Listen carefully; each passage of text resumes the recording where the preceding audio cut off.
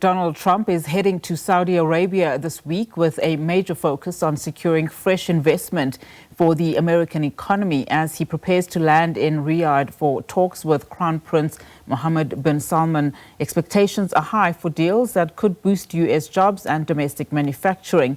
For more on this, let's now cross to SABC News correspondent Nick Harper, who's live for us in Washington, D.C. Nick, a very good afternoon again. Thank you so much for your time.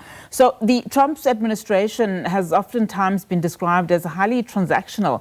What can we expect then in as far as the U.S. goal of securing significant new investment for its economy? Good afternoon. Yeah, I think we're expecting here transactions aplenty during this several-day trip in Saudi Arabia, in Qatar and in the United Arab Emirates. This is really all about deal-making because Donald Trump, like with his first term, is choosing his first major foreign trip to take place in the Middle East. It is a place where he has certain personal portfolios, including Trump Towers, Trump golf courses. More of those are being built in all three countries, but he's also looking to secure economic deals that will benefit the United States, especially at a time when there is this global trade war and baseline tariffs in effect against every single country. Quite simply, he wants to push all three of these Gulf nations to buy more from the United States, and he's hoping to walk away with a whole raft of different deals. We're told that potentially deal making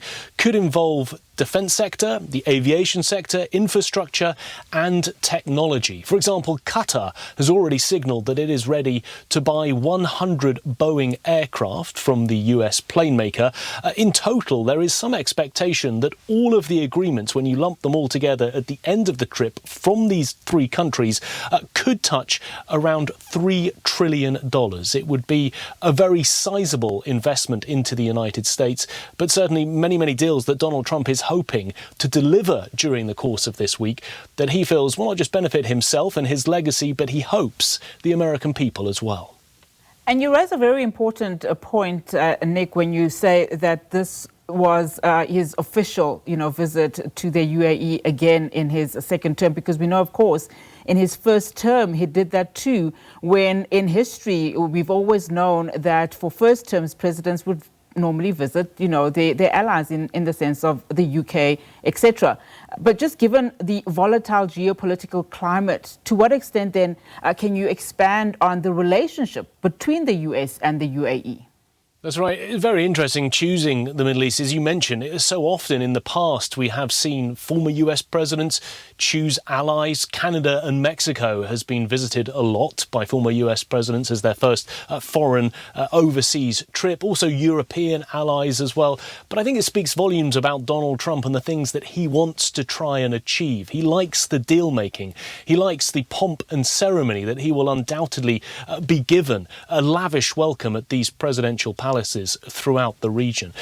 And I think he is trying to bolster and build that relationship between those three countries and the US. And I think if we think back to his former term, his first term as president, one of his major foreign policy wins was the signing of the Abraham Accords, where we saw the normalization of relations between Israel and four other countries, including the UAE, Bahrain, Morocco and, of course, Sudan. The hope is, from the Trump perspective, that he might be able to get to a point where Saudi Arabia and Israel can normalise their relations. The hope was that they would have done that a couple of years ago, but the problem was that that deal that they were going to strike to normalise relations fell apart because of October the 7th with the Hamas attack against Israel. And since then, we've seen Saudi Arabia accusing Israel of committing genocide against the Palestinian people. It seems, I think, very difficult for a normalisation to take place during the course of this trip.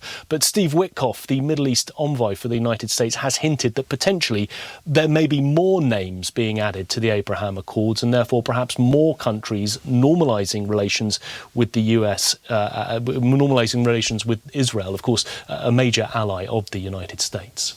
Nick, let's leave it there for now, but thank you so much for that update. Nick Harper, live for us in Washington, D.C.